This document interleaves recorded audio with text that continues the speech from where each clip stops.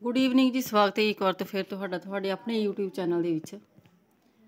ਆਪਣੀ ਕਲਾਸਾਂ ਜਿਹੜੀਆਂ ਹੁਣ ਦੁਬਾਰਾ ਆਪਾਂ ਹਿਸਟਰੀ ਨਾਲ ਸਟਾਰਟ ਕੀਤੀਆਂ, ਜਿਸ ਦੇ ਪਿੱਛੇ 2 ਟੌਪਿਕ ਜਿਹੜੇ ਆਪਣੇ ਇਸ ਤੋਂ ਪਹਿਲਾਂ ਬਣ ਚੁੱਕੇ ਨੇ, ਜਿਸ ਦੇ ਵਿੱਚ ਮੁਹੰਮਦ ਗੌਰੀ ਉਹਨਾਂ ਦੇ ਬਾਰੇ ਜਿਹੜੇ ਆਪਾਂ 2 ਟੌਪਿਕ ਬਣਾਏ ਸੀ ਉਸ ਤੋਂ ਪਹਿਲਾਂ। ਠੀਕ ਹੈ ਜੀ। ਅੱਜ ਦਾ ਜਿਹੜਾ ਆਪਣਾ ਨਵਾਂ ਲੈਕਚਰ ਸਟਾਰਟ ਹੋ ਰਿਹਾ, ਜਿਹੜੇ ਹੁਣ ਰੈਗੂਲਰ ਆਪਣੇ ਲੈਕਚਰ ਸਟਾਰਟ ਹੋਣਗੇ, ਟੌਪਿਕ ਨੰਬਰ 3, ਜਿਸ ਦੇ ਵਿੱਚ ਆਪਾਂ ਕਰਾਂਗੇ ਰਾਸ਼ਟਰੀ ਸੁਤੰਤਰਤਾ ਅੰਦੋਲਨ। ਭਾਵ ਕਿ ਭਾਰਤ ਨੂੰ ਆਜ਼ਾਦ ਕਰਾਉਣ ਤੋਂ ਪਹਿਲਾਂ ਭਾਰਤ ਵਾਸੀਆਂ ਨੇ ਕਿਹੜੇ ਪਹਿਲਾਂ ਕਦਮ ਚੁੱਕੇ ਨੇ, ਜਾਂ ਕਿਹੜੇ ਅੰਦੋਲਨ ਹੋਏ ਨੇ, ਕਿਹੜੀ ਕਾਰਵਾਈਆਂ ਹੋਈਆਂ ਨੇ, ਉਹਨਾਂ ਬਾਰੇ ਸਭ ਚੀਜ਼ਾਂ ਬਾਰੇ ਆਪਾਂ ਵਿਸਥਾਰਪੂਰਵਕ ਚਰਚਾ ਕਰਾਂਗੇ। ਠੀਕ ਹੈ ਜੀ। ਅੱਜ ਦਾ ਜਿਹੜਾ ਆਪਣਾ ਫਸਟ ਟੌਪਿਕ ਹੈ ਕਿ ਜੇਕਰ ਆਪਾਂ ਮੰਨੀਏ ਕਿ ਰਾਸ਼ਟਰੀ ਸੁਤੰਤਰਤਾ ਅੰਦੋਲਨ ਦੇ ਵਿੱਚ ਸਭ ਤੋਂ ਜਿਹੜੀ ਪਹਿਲ ਕਦਮੀ ਹੋਈ ਸੀ, ਉਹ ਕਿਹੜੀ ਚੀਜ਼ ਦੀ ਹੋਈ ਸੀ? ਭਾਰਤੀ ਰਾਸ਼ਟਰੀ ਕਾਂਗਰਸ ਦੀ। ਭਾਰਤੀ ਰਾਸ਼ਟਰੀ ਕਾਂਗਰਸ ਦੀ, ਜਿਸ ਦੇ ਵਿੱਚ ਜਿਹੜੀ ਸਭ ਤੋਂ ਪਹਿਲਾਂ ਜਿਹੜੀ ਸਥਾਪਨਾ ਕੀਤੀ ਗਈ ਹੈ ਕਾਂਗਰਸ ਦੀ, ਜਿਹੜੀ 1885 ਦੇ ਵਿੱਚ ਹੋਈ ਸੀ। ਆਪਾਂ ਅੱਜ ਉਸੇ ਦੇ ਬਾਰੇ ਪੜਾਂਗੇ ਅਤੇ ਉਸੇ ਦੇ ਵਿੱਚੋਂ ਹੀ ਆਪਾਂ ਨੂੰ ਕਈ ਜਿਹੜੀ ਚੀਜ਼ਾਂ ਨਿਕਲ ਕੇ ਆਉਣਗੀਆਂ ਸਾਹਮਣੇ, ਜਿਹਦੇ ਵਿੱਚ ਜਿਹੜੇ ਉਦਾਰਵਾਦੀ ਨੇਤਾ ਹੋਏ ਨੇ ਜਾਂ ਜਿਹੜੇ ਗਰਮਪੰਥੀ ਨੇਤਾ ਹੋਏ ਨੇ, ਉਹਨਾਂ ਬਾਰੇ ਆਪਾਂ ਪੜਾਂਗੇ, ਜਿਨ੍ਹਾਂ ਨੇ ਅੱਗੇ ਜਾ ਕੇ ਆਜ਼ਾਦੀ ਦੇ ਵਿੱਚ ਸਭ ਤੋਂ ਜਿਹੜਾ ਮੇਨ ਰੋਲ ਹੈ ਉਹ ਅਦਾ ਕੀਤਾ। ਅਤੇ ਉਸ ਤੋਂ ਪਹਿਲਾਂ ਜਿਵੇਂ ਇੱਕ ਕਾਂਗਰਸ ਬਣੀ ਹੈ, ਉਸ ਦੇ ਨਾਲ ਹੀ ਜਿਹੜੀ ਮੁਸਲਿਮ ਲੀਗ ਬਣੂਗੀ। ਠੀਕ ਹੈ ਜੀ। ਜਿਵੇਂ ਮੁਸਲਮਾਨ ਅਲੱਗ ਹੋ ਗਏ, ਉਸ ਤੋਂ ਬਾਅਦ ਜਿਹੜਾ ਬੰਗਾਲ ਦਾ ਵਿਭਾਜਨ ਹੋਊਗਾ, ਇਹਨਾਂ ਸਭ ਚੀਜ਼ਾਂ ਬਾਰੇ ਆਪਾਂ ਵਿਸਥਾਰਪੂਰਵਕ ਪੜਾਂਗੇ। ਅੱਜ ਜਿਹੜਾ ਆਪਣਾ ਟੌਪਿਕ ਉਹ ਕਾਂਗਰਸ ਦਾ, ਭਾਰਤੀ ਰਾਸ਼ਟਰੀ ਕਾਂਗਰਸ। ਇਸੇ ਦੇ ਨਾਲ ਹੀ ਜਿਹੜੀ ਆਪਣੇ ਅੱਗੇ ਵਾਲੇ ਟੌਪਿਕ ਨੇ ਉਹਨਾਂ ਦੀ ਕੀ ਹੋਊਗੀ, ਇੱਕ ਨੀਂਹ ਜਿਹੀ ਜੁੜ ਜੂਗੀ। ਠੀਕ ਹੈ ਜੀ। ਸੋ ਆਓ ਸਟਾਰਟ ਕਰਦੇ ਹਾਂ ਆਪਣੀ ਅੱਜ ਦੀ ਕਲਾਸ। ਇਸ ਤੋਂ ਪਹਿਲਾਂ ਜਿਹੜੇ ਅੱਜ ਦੇ ਨਵੇਂ ਬੱਚੇ ਸਾਡੇ ਚੈਨਲ ਦੇ ਨਾਲ ਜੁੜੇ ਨੇ, ਸਭ ਤੋਂ ਪਹਿਲਾਂ ਸਾਡੇ ਚੈਨਲ ਨੂੰ ਸਬਸਕ੍ਰਾਈਬ ਕਰਨਾ। ਪਲੇਲਿਸਟ ਦੇ ਵਿੱਚ ਜਾ ਕੇ ਜਿਹੜੀ ਤੁਸੀਂ ਪਿੱਛੇ ਕਲਾਸਾਂ ਬਣ ਚੁੱਕੀਆਂ ਨੇ ਉਹਨਾਂ ਨੂੰ ਤੁਸੀਂ ਦੇਖ ਸਕਦੇ ਹੋ। ਉਸ ਤੋਂ ਬਾਅਦ ਵੀਡੀਓ ਚੰਗੀ ਲੱਗੀ ਤਾਂ ਲਾਈਕ ਜ਼ਰੂਰ ਕਰਨਾ ਅਤੇ ਆਪਣੇ ਦੋਸਤਾਂ ਮਿੱਤਰਾਂ ਤੱਕ ਸ਼ੇਅਰ ਜ਼ਰੂਰ ਕਰਨਾ। ਚੈਨਲ ਨੂੰ ਜ਼ਿਆਦਾ ਤੋਂ ਜ਼ਿਆਦਾ ਸਬਸਕ੍ਰਾਈਬ ਕਰਨਾ। ਠੀਕ ਹੈ ਜੀ। ਸੋ ਆਓ ਕਰਦੇ ਹਾਂ ਅੱਜ ਦੀ ਸਟਾਰਟ ਹੈ ਜਿਹੜੀ ਆਪਣੀ ਕਲਾਸ। ਸਭ ਤੋਂ ਪਹਿਲਾਂ ਦੇਖੋ ਕਿ ਜਿਹੜੀ ਭਾਰਤੀ ਰਾਸ਼ਟਰੀ ਕਾਂਗਰਸ, ਇਸ ਦੀ ਸਥਾਪਨਾ ਕਦੋਂ ਹੋਈ ਸੀ? 1885 ਦੇ ਵਿੱਚ। 1885 ਈਸਵੀ ਦੇ ਵਿੱਚ ਇਸ ਦੀ ਜਿਹੜੀ ਸਥਾਪਨਾ ਹੋਈ ਸੀ। ਅਤੇ ਕੀਤੀ ਕਿਸ ਨੇ ਸੀ? ਬ੍ਰਿਟਿਸ਼ ਅਧਿਕਾਰੀ ਸੀ ਜਿਹੜਾ A.O. ਹਿਊਮ ਅਤੇ ਰਾਸ਼ਟਰਵਾਦੀ ਨੇਤਾਵਾਂ ਦੇ ਯਤਨਾਂ ਦੇ ਸਦਕਾ ਕਹਿੰਦੇ ਕਾਂਗਰਸ ਦਾ ਕੀ ਹੋਇਆ ਸੀ? ਗਠਨ ਹੋਇਆ ਸੀਗਾ। ਜਿਹੜਾ ਬ੍ਰਿਟਿਸ਼ ਅਧਿਕਾਰੀ ਸੀਗਾ, ਸੇਵਾ ਮੁਕਤ ਸੀਗਾ ਇਹ A.O. ਹਿਊਮ, ਅਤੇ ਜਿਹੜੇ ਰਾਸ਼ਟਰਵਾਦੀ ਜਿਹੜੇ ਨੇਤਾ ਹੋਏ ਨੇ ਇੰਡੀਆ ਦੇ, ਉਹਨਾਂ ਦੇ ਯਤਨਾਂ ਦੇ ਸਦਕਾ ਕਾਂਗਰਸ ਦਾ ਗਠਨ ਹੋਇਆ ਸੀ। ਇਤਨੇ ਕਈ ਵੀ ਗੱਲ ਕਹਿਣ ਨੂੰ ਕਹੀ ਜਾਂਦੀ ਹੈ ਕਿ ਹੁਣ ਦੇਖੋ ਜਿਹੜੇ ਕਾਂਗਰਸ ਦਾ ਜਿਹੜਾ ਗਠਨ ਹੋਇਆ ਹੈ ਨਾ, ਉਹਦੇ ਵਿੱਚ ਭਾਰਤੀ ਵੀ ਨੇ ਅਤੇ ਨਾਲ ਬ੍ਰਿਟਿਸ਼ ਅਧਿਕਾਰੀ ਵੀ ਨੇ। ਹੁਣ ਜੇਕਰ ਆਪਾਂ ਮੰਨੀਏ ਕਿ ਜਦੋਂ ਆਪਣਾ ਜਿਹੜਾ ਭਾਰਤ ਸੀਗਾ ਉਹ ਗੁਲਾਮ ਸੀਗਾ, ਤਾਂ ਉਹਦੇ ਵਿੱਚ ਜਿਹੜੇ ਬ੍ਰਿਟਿਸ਼ ਅਧਿਕਾਰੀ ਨੇ ਉਹ ਅਜਿਹੀ ਚੀਜ਼ ਕਿਉਂ ਬਣਾ ਕੇ ਦੇਣਗੇ ਆਪਾਂ ਨੂੰ, ਜਿਹਦੇ ਵਿੱਚ ਆਪਾਂ ਵੀ ਨਾਲ ਹੋਵਾਂਗੇ, ਭਾਵ ਇੰਡੀਅਨ ਵੀ ਨਾਲ ਹੋਣਗੇ ਅਤੇ ਅੰਗਰੇਜ਼ ਵੀ। ਇਹਦਾ ਪਤਾ ਕੀ ਸੀ? ਇੱਕ ਕਾਰਨ ਸੀ ਇਸ ਦੇ ਵਿੱਚ ਕਿ ਇਸ ਤੋਂ ਪਹਿਲਾਂ ਜਿਹੜੇ ਇੰਡੀਆ ਦੇ ਲੋਕ ਜਿਹੜੇ ਗੁਲਾਮ ਸੀ ਅੰਗਰੇਜ਼ਾਂ ਦੇ, ਤਾਂ ਜਿਹੜੇ ਬ੍ਰਿਟਿਸ਼ ਸੀ ਉਹ ਇੰਨੇ ਚਲਾਕ ਸੀ, ਉਹਨਾਂ ਦੇ ਦਿਮਾਗ ਦੇ ਵਿੱਚ ਇਹੀ ਜਿਹੜੀ ਗੱਲ ਆਈ ਕਿ ਜਿਹੜੇ ਰਾਸ਼ਟਰਵਾਦੀ ਨੇਤਾ ਨੇ, ਜੇਕਰ ਇਹ ਇਕੱਠੇ ਹੋ ਕੇ ਇੰਡੀਆ ਦੇ ਲੋਕਾਂ ਨੂੰ ਆਪਸ ਦੇ ਵਿੱਚ ਜੇਕਰ ਕੋਈ ਯੂਨਿਟੀ ਜਾਂ ਕਮੇਟੀ ਬਣਾ ਲੈਣਗੇ, ਭਾਵ ਕੋਈ ਪਾਰਟੀ ਬਣਾਉਣਗੇ ਹੈ ਨਾ, ਤਾਂ ਉਹ ਸਾਡੇ ਪ੍ਰਤੀ ਕੀ ਕਰਨਗੇ? ਭੜਕਾ ਸਕਦੇ ਨੇ ਲੋਕਾਂ ਨੂੰ। ਤਾਂ ਉਹਨਾਂ ਨੇ ਕੀ ਕਰਿਆ? ਉਹਨਾਂ ਨੇ ਖੁਦ ਦੇ ਜਿਹੜੇ ਅਧਿਕਾਰੀ ਹੋਏ ਨੇ ਅਤੇ ਜਿਹੜੇ ਇੰਡੀਆ ਦੇ ਹੋਏ ਨੇ, ਇਹਨਾਂ ਦੋਨਾਂ ਨੂੰ ਨਾਲ ਮਿਲਾ ਕੇ ਇੱਕ ਜਿਹੜੀ ਕਾਂਗਰਸ ਦਾ ਗਠਨ ਕੀਤਾ। ਇਸ ਦੇ ਵਿੱਚ ਕੀ ਸੀਗਾ ਕਿ ਜਿਹੜੀ ਇੰਡੀਆ ਦੇ ਲੋਕਾਂ ਦੇ ਅੰਦਰ ਭਾਰਤ ਨੂੰ ਆਜ਼ਾਦ ਕਰਾਉਣ ਦੇ ਪ੍ਰਤੀ ਜਿਹੜੀ ਭੜਾਸ ਸੀਗੀ ਕਿ ਜਿਹੜੇ ਅੰਗਰੇਜ਼ ਨੇ ਸਾਡੇ ਭਾਰਤ ਨੂੰ ਆਜ਼ਾਦ ਨਹੀਂ ਕਰ ਰਹੇ, ਜਾਂ ਲੋਕਾਂ ਨੂੰ ਉਹ ਜਿਹੜੇ ਬਾਹਰ ਜਾ ਕੇ ਭਾਸ਼ਣ ਵਗੈਰਾ ਰਾਹੀਂ ਸਮਝਾਉਂਦੇ ਸੀ, ਤਾਂ ਇਸ ਕਾਂਗਰਸ ਦੇ ਸਾਧਨ ਜਦੋਂ ਹੁੰਦੇ ਸੀ, ਭਾਵ ਜਦੋਂ ਕੋਈ ਕਮੇਟੀ ਹੁੰਦੀ ਸੀ ਜਾਂ ਗਠਨ ਹੁੰਦੇ ਸੀ ਹੈ ਨਾ, ਇਹਨਾਂ ਦੇ ਵਿੱਚ ਆ ਕੇ ਜਿਹੜੀ ਆਪਣੀ ਭੜਾਸ ਸੀ ਉਹ ਸਿਰਫ ਆਪਣੀ ਸੀਮਿਤ ਲੋਕਾਂ ਤੱਕ ਆ ਕੇ ਕੱਢ ਸਕਦੇ ਸੀ, ਭਾਵ ਜਿਹੜੇ ਨੇਤਾ ਹੁੰਦੇ ਸੀ ਉਹਨਾਂ ਤੱਕ ਹੀ ਆ ਕੇ ਕੱਢ ਸਕਦੇ ਸੀ ਹੈ ਨਾ। ਹੁਣ ਇਹ ਤਾਂ ਨਹੀਂ ਸੀ ਕਿ ਉੱਥੇ ਸਾਰੇ ਜਿਹੜੇ ਇੰਡੀਆ ਦੇ ਲੋਕ ਹੋਣਗੇ ਉਹੀ ਹੋਣਗੇ, ਨਹੀਂ। ਇਹਨਾਂ ਦਾ ਮੇਨ ਮਤਲਬ ਕੀ ਸੀਗਾ ਕਿ ਜਿਹੜੀ ਇਹਨਾਂ ਦੇ ਅੰਦਰਲੀ ਭੜਾਸ ਹੋਊਗੀ ਉਹ ਸਿਰਫ ਇੱਥੇ ਹੀ ਨਿਕਲ ਜੂਗੀ, ਅਤੇ ਉਸ ਤੋਂ ਬਾਅਦ ਕੀ ਹੋਊਗਾ? ਜਿਹੜਾ ਗੁੱਸਾ ਹੁੰਦਾ ਹੈ, ਜਿਹੜਾ ਅੰਦਰਲਾ ਅੰਦੋਲਨ ਹੁੰਦਾ, ਉਹ ਕੀ ਹੋ ਜਾਂਦਾ? ਆਪਣੇ ਆਪ ਹੀ ਸ਼ਾਂਤ ਹੋ ਜਾਂਦਾ। ਠੀਕ ਹੈ ਜੀ। ਇਹ ਵੀ ਇੱਕ ਕਾਰਨ ਮੰਨਿਆ ਜਾਂਦਾ ਇਸ ਦਾ। ਇਸ ਤੋਂ ਬਾਅਦ ਦੇਖੋ ਸਭ ਤੋਂ ਪਹਿਲਾਂ ਕਹਿੰਦੇ ਜਿਹੜਾ ਇਹ ਭਾਰਤੀ ਕਾਂਗਰਸ ਦਾ ਜਿਹੜਾ ਨਾਂ ਸੀਗਾ, ਇੰਡੀਅਨ ਨੈਸ਼ਨਲ ਯੂਨੀਅਨ ਰੱਖਿਆ ਗਿਆ ਸੀਗਾ। ਇੰਡੀਅਨ ਨੈਸ਼ਨਲ ਯੂਨੀਅਨ ਰੱਖਿਆ ਗਿਆ ਸੀ ਕਾਂਗਰਸ ਦਾ ਨਾਮ। ਪਰ ਉਸ ਤੋਂ ਬਾਅਦ ਜਿਹੜੇ ਦਾਦਾ ਭਾਈ ਨਰੋਜੀ ਹੋਏ ਨੇ, ਉਹਨਾਂ ਨੇ ਇਸ ਸੰਸਥਾ ਦਾ ਜਿਹੜਾ ਨਾਮ ਸੀ ਉਹ ਬਦਲ ਕੇ ਕਾਂਗਰਸ ਕੀਤਾ ਗਿਆ ਸੀ। ਦਾਦਾ ਭਾਈ ਨਰੋਜਾ, ਮੈਂ ਤੁਹਾਨੂੰ ਪਹਿਲਾਂ ਵੀ ਦੱਸਿਆ ਹੋਇਆ ਕਿ ਜਿਹੜੇ ਦਾਦਾ ਭਾਈ ਨਰੋਜੀ ਹੋਏ ਨੇ ਇਹ ਬਹੁਤ ਜ਼ਿਆਦਾ ਮੇਨ ਬੰਦੇ ਹੋਏ ਨੇ, ਜਿਹੜੇ ਇੰਡੀਆ ਦੇ ਹੋ ਕੇ ਅੰਗਰੇਜ਼ਾਂ ਦੀ ਜਿਹੜੇ ਕਾਮਨਸ ਆਫ ਜਿਹੜੀ ਸਦਨ ਸੀ ਨਾ, ਉਹਦੇ ਵਿੱਚ ਜਾ ਕੇ ਇੱਕ ਇਹ ਮੇਨ ਮੈਂਬਰ ਦੇ ਤੌਰ 'ਤੇ ਮੰਨੇ ਗਏ ਸੀਗੇ। ਠੀਕ ਹੈ ਜੀ। ਉਸ ਤੋਂ ਬਾਅਦ ਦੇਖੋ ਅਤੇ ਇਹਨਾਂ ਨੇ ਕੀ ਕੀਤਾ ਸੀਗਾ, ਇੱਕ ਬੁੱਕ ਵੀ ਲਿਖੀ ਸੀਗੀ, ਅਤੇ ਜਿਹੜੀ ਸਭ ਤੋਂ ਪਹਿਲਾਂ ਜਿਹੜੀ ਉਹ ਨਹੀਂ ਹੁੰਦੀ ਜਨਗਣਨਾ ਹੁੰਦੀ ਹੈਗੀ, ਉਹ ਵੀ ਕੀਤੀ ਸੀ ਇਹਨਾਂ ਨੇ। ठीक है जी। इन्हां दे बारे मैं तुहानूं अगे डिटेल दे विच दस दूँगी दोबारा फिर तो, जिहड़े अपने टॉपिक अगे चलदे रहणगे। तो इस चीज़ नूं नोट रखना कि जिहड़ा सब तो पहलां जिहड़ा कांग्रेस का नाम सी ओह की सीगा, इंडियन नैशनल यूनीयन रखिया गया सीगा ते दादा भाई नरोजी ने इसका नाम बदल के की कर दिता गया सीगा, कांग्रेस किया गया सी। उस तो बाद देखो भारतीय राष्ट्रीय कांग्रेस का जिहड़ा पहला अधिवेशन होया सी, सब तो ज़्यादा इंपोर्टेंट चीज़ मन्नी जाती है कि जिहड़ा कांग्रेस का पहला अधिवेशन होया सी, ओह कदों होया सी? 28 दसंबर 1885 ईस्वी दे विच बंबई दे विच, जिहड़ा अजकल दा नाम की है इसका मुंबई, उस समय की नाम सीगा? बंबई सीगा। मुंबई दे विच होया सी ते होया किहड़ी थां दे विच सीगा? गोकुल दास तेजपाल संस्कृत कालज कह लो या महाविद्यालय कह लो, ठीक है जी, इक्को चीज़ है, इस दे विच होया सीगा। उस तो बाद देखो सब तो पहले कहते जिहड़ा ये अधिवेशन सीगा ये होया देखो मुंबई दे विच, ये भी कई बार क्वेश्चन आ जांदा, जिहड़ा पहला अधिवेशन है ये होना कित्थे सीगा? ये होना पूना दे विच सीगा, पर उत्थे की सी उस टाइम दे विच हैजे दी बीमारी फैल गई सी, ठीक है जी। उस टाइम दे विच कहंदे उत्थे हैजे दी बीमारी फैल गई सी, जिस कारण जिहड़ी ये थां बदल के कित्थे कीता गया सीगा? मुंबई दे विच कीता गया सी, मुंबई नूं चुणिया गया सी। उस तो बाद देखो पहले अधिवेशन दे विच कहंदे कुल 72 मैंबरां ने हिस्सा लिया, ये भी बहुत ज़्यादा मेन चीज़ है। जे कई बार क्वेश्चन आता है कि कांग्रेस के पहले अधिवेशन दे विच किन्ने मैंबरां ने हिस्सा लिया, तो वो किन्ना ने लिया सी? 72% ने हिस्सा लिया सी सिर्फ, क्योंकि थां बदलण करके जिहड़े कई व्यक्ति सी उत्थे पहुँच नहीं सके सी, लैना तो होर भी बहुत ज़्यादा नहीं सीगा। वोमेश चंद्र बैनर्जी, जिन्हां नूं WC बैनर्जी भी तुसीं कह सकदे हो, कांग्रेस के जिहड़े पहले अध्यक्ष सी ओह बणे सी। वोमेश चंद्र बैनर्जी कांग्रेस के पहले अध्यक्ष बने सी, जिन्हां ने पहले अधिवेशन की कीती सी? अध्यक्षता संभाली सीगी। उस तो बाद देखो 1885 तो लैके 1905 तक कहंदे कांग्रेस दे विच उदारवादी नेतावां दा दबदबा रहा। 1885 तो लैके 1905 तक कांग्रेस दे विच जिहड़े उदारवादी नेता सी उन्हां दा दबदबा रहा सी, पर अगे जाके की होया सी?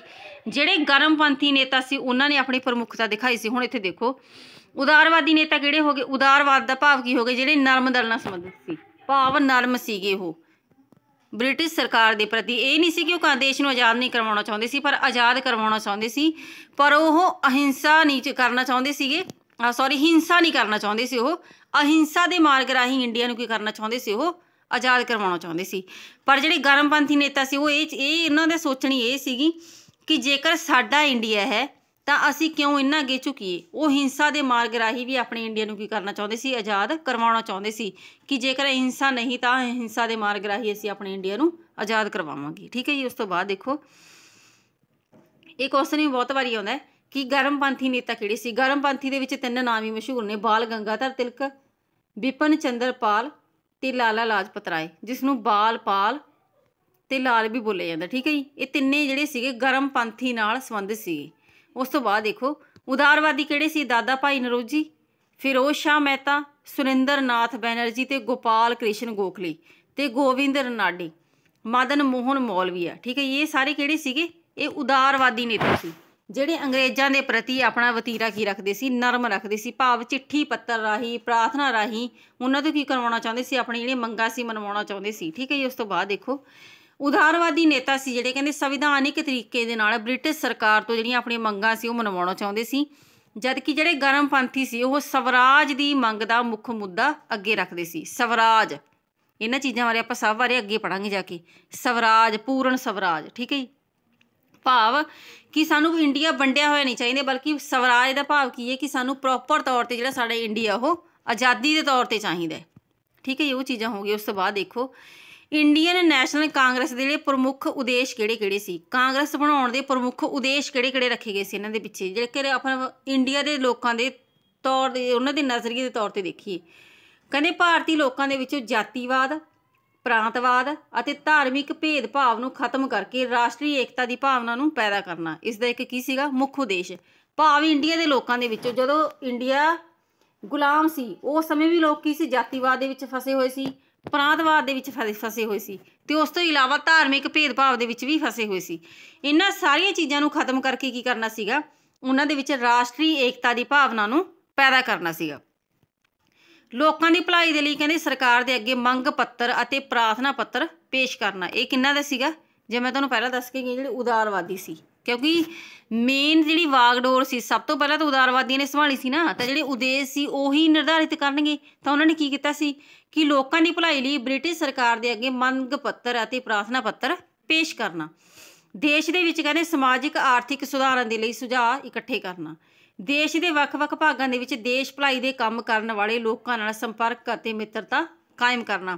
ਭਾਵ ਦੇਖੋ ਜਿਵੇਂ ਹੁਣ ਇੰਡੀਆ ਹੀ ਨਹੀਂ ਸੀ ਕਿ ਅੱਜ ਕੱਲ੍ਹ ਦਾ ਇੰਡੀਆ ਨਹੀਂ ਸੀ, ਉਸ ਦੇ ਵਿੱਚ ਬੰਗਾਲ ਵੀ ਸੀਗਾ, ਉੱਤਰ ਵੀ ਸੀ, ਪੱਛਮੀ ਵੀ ਸੀ, ਹੈ ਨਾ। ਇਹ ਸਾਰਾ ਬੰਗਾਲ ਉਸ ਸਮੇਂ ਕੀ ਸੀਗਾ, ਇੰਡੀਆ ਦੇ ਵਿੱਚ ਸੀਗਾ, ਫਿਰ ਬੰਗਲਾਦੇਸ਼ ਸੀਗਾ, ਉਹ ਸਾਰੀ ਚੀਜ਼ਾਂ ਹੋ ਗਈਆਂ। ਕਹਿੰਦੇ ਦੇਸ਼ ਦੇ ਵੱਖ-ਵੱਖ ਭਾਗਾਂ ਦੇ ਵਿੱਚ ਜਿੱਥੇ ਵੀ ਜਿਹੜੇ ਨੇਤਾ ਸੀ ਦੇਸ਼ ਨੂੰ ਆਜ਼ਾਦ ਕਰਾਉਣਾ ਚਾਹੁੰਦੇ ਸੀ ਜਾਂ ਲੋਕ ਸੀ, ਉਹਨਾਂ ਦੇ ਨਾਲ ਸੰਪਰਕ ਕਾਇਮ ਕਰਨਾ ਅਤੇ ਮਿੱਤਰਤਾ ਨੂੰ ਹੋਰ ਜ਼ਿਆਦਾ ਵਧਾਉਣਾ। ਇੰਡੀਅਨ ਨੈਸ਼ਨਲ ਕਾਂਗਰਸ ਦੀ ਜਿਹੜੀ ਪ੍ਰਮੁੱਖ ਮੰਗਾਂ ਸੀ ਉਹ ਕਿਹੜੀ ਰੱਖੇਂਗੇ ਉਸ ਸਮੇਂ ਦੇ ਵਿੱਚ। ਭਾਰਤੀ ਲੋਕਾਂ ਨੂੰ ਕਹਿੰਦੇ ਉਹਨਾਂ ਦੀ ਯੋਗਤਾ ਦੇ ਆਧਾਰ ਦੇ ਉੱਪਰ ਉੱਚ ਨੌਕਰੀਆਂ ਤੇ ਨਿਯੁਕਤ ਕੀਤਾ ਜਾਵੇ, ਕਿਉਂਕਿ ਜਿਹੜੇ ਅੰਗਰੇਜ਼ ਸੀਗੇ ਨਾ ਉਹ ਭਾਰਤੀ ਲੋਕਾਂ ਨੂੰ ਚਾਹੇ ਕਿੰਨੇ ਵੀ ਯੋਗ ਸੀ ਉਹ, ਪਰ ਉੱਚ ਨੌਕਰੀਆਂ ਨਹੀਂ ਦਿੰਦੇ ਸੀ ਉਹ ਉਹਨਾਂ ਨੂੰ, ਠੀਕ ਹੈ ਜੀ। ਉਸ ਤੋਂ ਬਾਅਦ ਦੇਖੋ ਭਾਰਤ ਦੇ ਵਿੱਚ ਕਹਿੰਦੇ ਇੰਗਲੈਂਡ ਦੀ ਤਰ੍ਹਾਂ ICS ਦੀ ਜਿਹੜੀ ਪ੍ਰੀਖਿਆ ਲੈਣ ਦਾ ਪ੍ਰਬੰਧ ਕੀਤਾ ਜਾਵੇ। ਹੁਣ ਦੇਖੋ ਜਿਵੇਂ ਤੁਸੀਂ ਇੱਕ ਨਾਮ ਸੁਣਿਆ ਹੋਵੇਗਾ, ਹੈ ਨਾ, ਜਿਨ੍ਹਾਂ ਨੇ ਸਭ ਤੋਂ ਪਹਿਲਾਂ ਕੀ ਕੀਤੀ ਸੀ, ICS ਦੀ ਜਿਹੜੀ ਪ੍ਰੀਖਿਆ ਸੀ ਉਹ ਇੰਗਲੈਂਡ ਦੇ ਵਿੱਚ ਜਾ ਕੇ ਹੀ ਪਾਸ ਕੀਤੀ ਸੀ। ਸਭ ਤੋਂ ਪਹਿਲਾਂ ਇਹਦੀ ਉਮਰ ਕਿੰਨੀ ਰੱਖੀ ਗਈ ਸੀ, 21 ਸਾਲ ਰੱਖੀ ਗਈ ਸੀ। ਉਸ ਤੋਂ ਬਾਅਦ ਘਟਾ ਕੇ 18 ਸਾਲ ਰੱਖੀ ਗਈ ਸੀ, ਘਟਾਉਂਦੀ ਚਲੇ ਗਏ ਸੀ ਇਹ, ਠੀਕ ਹੈ ਜੀ। ਤਾਂ ਇਹਨਾਂ ਦਾ ਕੀ ਸੀਗਾ, ਇਹਨਾਂ ਦਾ ਮੇਨ ਮਤਲਬ ਇਹ ਸੀਗਾ ਕਿ ਭਾਰਤ ਦੇ ਵਿੱਚ ਇੰਗਲੈਂਡ ਦੀ ਤਰ੍ਹਾਂ ICS ਦੀ ਜਿਹੜੀ ਪ੍ਰੀਖਿਆ ਲੈਣ ਦਾ ਪ੍ਰਬੰਧ ਕੀਤਾ ਜਾਵੇ, ਕਿਉਂਕਿ ਉਸ ਸਮੇਂ ਦੇ ਵਿੱਚ ਕੋਈ ਨਹੀਂ ਜਾ ਸਕਦਾ ਸੀ ਇੰਗਲੈਂਡ, ਠੀਕ ਹੈ ਜੀ।